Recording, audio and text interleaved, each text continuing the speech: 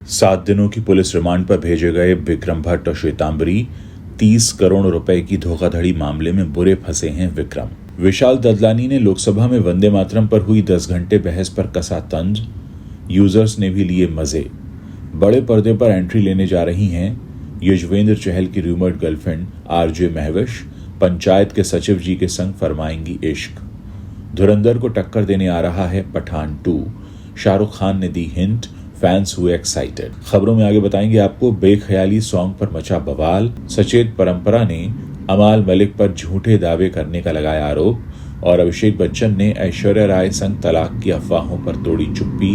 बेटी आराध्या का नाम लेकर किया बड़ा खुलासा। नमस्कार दोस्तों, आप देखना शुरू कर चुके हैं बॉलीवुड टॉप 10 हेडलाइंस। तो चलिए अब इन्हीं खबरों को आपके सामने विस्तार से रखते हैं। विक्रम भट्ट और उनकी पत्नी श्वेतांबरी सोनी को 7 दिनों की पुलिस रिमांड में भेज दिया गया है। दोनों को बीते रविवार को मुंबई में गिरफ्तार किया गया था, जिसके बाद मंगलवार को उन्हें उदयपुर के लोकल कोर्ट में पेश किया गया। मामला 30 करोड़ रुपए की कथित धोखाधड़ी का है। विक्रम भट्ट और उनकी पत्नी को सोमवार देर रात पुलिस उदयपुर लेकर आई और मंगलवार दोपहर को एसीजेएम कोर्ट में पेश किया गया। अदालत में सुनवाई के बाद प्रोसिक्यूशन के वकील ने पत्रकारों को बताया कि पुलिस ने कोर्ट में दलील दी है कि उन्हें मुंबई में विक्रम भट्ट के ऑफिस से बिल्स और कई दूसरे डॉक्यूमेंट्स और कुछ इलेक्ट्रॉनिक डिवाइस रिकवर करने की जरूरत है। इसके आधार पर पुलिस ने कोर्ट से कस्टडी मांगी थी।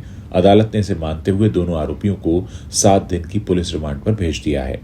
अब उन्हें 16 दिसंबर को फिर से कोर्ट में पेश किया जाना है। आपको बता दें कि डेप्यूटी एसपी छगन राजपुरोहित के नेतृत्व में उदयपुर से एक पुलिस टीम मुंबई आई थी, जहां 7 दिसंबर को डायरेक्टर विक्रम भट्ट और उनकी पत्नी को गिरफ्तार कर लिया गया। उन्हें ट्रांजिट रिमांड पर उदयपुर लाया गया। ये गिरफ्तारी 17 नवंबर को इंदिरा आईवीएफ हॉस्पिटल के मालिक डॉक्टर अजय मुर्डिया द्वारा दर्ज कराई गई एफआईआर के बाद हुई, जिसमें उन्होंने विक्रम भट्ट, उनकी पत्नी श्वेतांबरी और 6 अन्य लोगों पर 30 करोड़ रुपए की धोखाधड़ी का आरोप लगाया था। सिंगर विशाल ददलानी ने लोकसभा में 10 घंटे चली वंदे मातरम पर बहस को लेकर रिएक्ट किया है। उन्होंने सरकार पर तंज कसते हुए कहा कि वायु प्रदूषण, बेरोजगारी और इंडिगो का मुद्दा सुलझ गया। भारत में राष्ट्रगीत वंदे मातरम की 150वीं एनिवर्सरी पर लोकसभा में 10 घंटे की बहस हुई, जिस पर राजनेता से लेकर पब्लिक पर्सनैलिटीज ने रिएक्ट किया। इसमें सिंगर और म्यूजिक कंपोजर विशाल ददलानी भी शामिल रहे। उन्होंने इंस्टाग्राम पर एक वीडियो बनाया और देश को शुभकामनाएं दी, साथ ही सरकार पर कटाक्ष किया। विशाल ददलानी ने सरकार पर तंज कसते हुए कहा, बड़ी खुशखबरी की बात है आपके लिए, हमारे पार्लियामेंट ने, इंडिया के पार्लियामेंट ने 10 घंटे वंदे मातरम पर बहस की।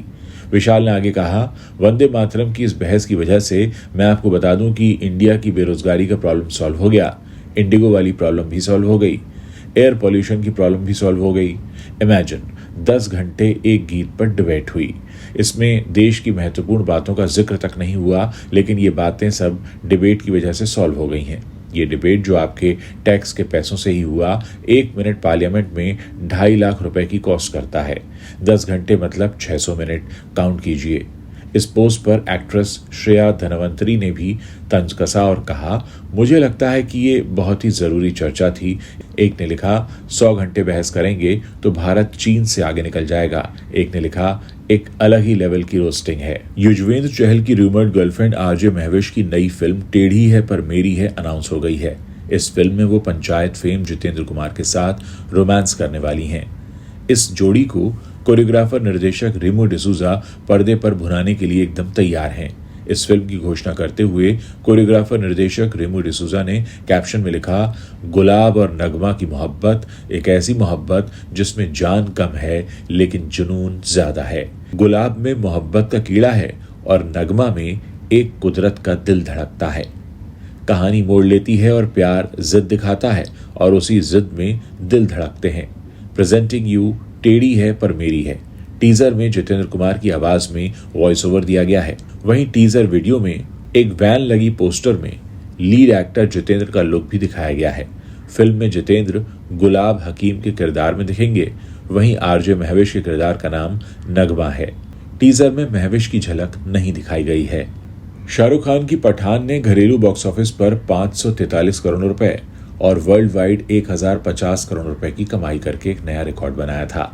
अब हाल ही के समय में रणवीर सिंह की फिल्म धुरंधर भी इस तरह की सफलता के शिखर पर पहुंचती दिखाई दे रही है, जिससे बॉलीवुड में पठान 2 की चर्चा तेज हो गई है।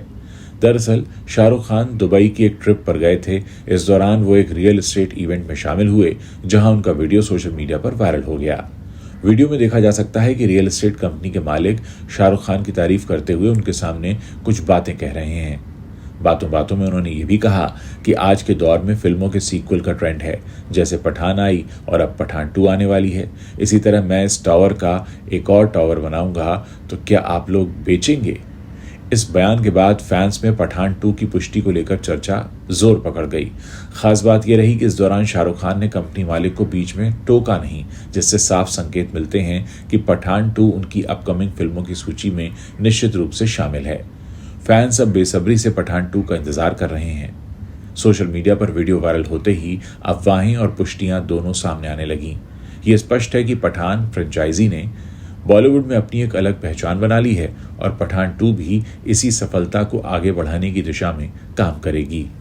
कबीर सिंह का फेमस सॉन्ग बेख्याली एक बार फिर सुर्खियों में है, लेकिन इस बार इसकी वजह इसकी मेलोडी नहीं बल्कि इससे जुड़ा विवाद है। हाल ही में संगीतकार सचेत परंपरा ने एक वीडियो जारी करके म्यूजिक कंपोजर अमाल मलिक द्वारा किए गए उन दावों को पूरी तरह खारिज कर दिया है, जिसमें अमाल ने कहा था कि ये गाना उनकी पुरानी धुन से मिलता है या उसी से प्रेरित है।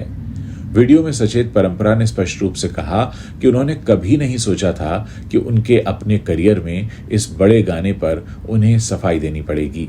उनके अनुसार बेख्याली की हर एक धुन, हर नोट और हर एडिट शाहिद कपूर, निर्देशक संदीप रेड्डी बांगा और फिल्म की टीम के साथ बैठकर उसी दौरान तैयार किया गया था।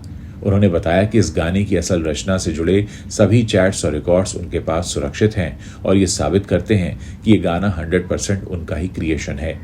सचेत परंपरा ने अमाल के उस आरोप का भी जवाब दिया जिसमें उन्होंने कहा था कि लेबल अपनी पसंद के कलाकारों को बढ़ावा देता है। सचेत परंपरा का कहना है कि बेख्याली से पहले वो टी सीरीज के साथ काम ही नहीं करते थे, जबकि अमाल 2015 से उस लेबल से जुड़े हुए हैं। ऐसे में किसी बाहरी कलाकार को प्राथमिकता देने का आरोप निराधार है। अभिषेक बच्चन ने ऐश्वर्या राय के साथ तलाक की अफवाहों को बकवास, घटिया और गलत बताया है। उन्होंने पहली बार इस चीज पर खुलकर बात की। उन्होंने ये भी बताया कि उनकी 14 साल की बेटी आराध्या को इस अफवाह के बारे में नहीं पता है। अभिषेक से पूछा गया कि क्या आराध्या को अपने माता पिता के बारे में चल रही सभी अफवाहों के बारे में जानकारी है। इसके जवाब में अभिषेक ने इंटरव्यू में कहा, मुझे उम्मीद है आराध्या को यह सब पता नहीं है, वो बहुत समझदार है। आराध्या की मॉम ने उन्हें बहुत अच्छे संस्कार दिए हैं। उनके पास फोन नहीं है, वो सिर्फ 14 साल की हैं। अगर उनके किसी दोस्त को उनसे कांटेक्ट करना होता है तो वो आराध्या की मॉम ऐश्वर्या को कॉल करते हैं। अभिषेक ने यह भी कहा कि आराध्या इंटरनेट का इस्तेमाल करती हैं। अभिषेक बोले कि आराध्या को अपना होमवर्क करने में ज्यादा दिलचस्पी है, उन्हें स्कूल बहुत पसंद है।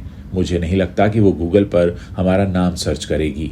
ऐश्वर्या ने आराध्या को अच्छी तरह सिखाया है कि वो जो कुछ भी इंटरनेट पर अपनी फैमिली से रिलेटेड पढ़े उस पर विश्वास ना करे। तो दोस्तों, ये वो 10 बड़ी खबरें हैं जो इस वक्त इंटरनेट पर छाई हुई हैं। अगर आप इस वीडियो को पसंद कर रहे हैं तो इसे अपने दोस्तों के साथ शेयर कर सकते हैं। और हाँ, अगर आप चैनल पर नए हैं और आपने अभी तक हमारे चैनल को सब्सक्राइब नहीं किया है तो आप अभी इसी वक्त हमारे चैनल को सब्सक्राइब कर सकते हैं।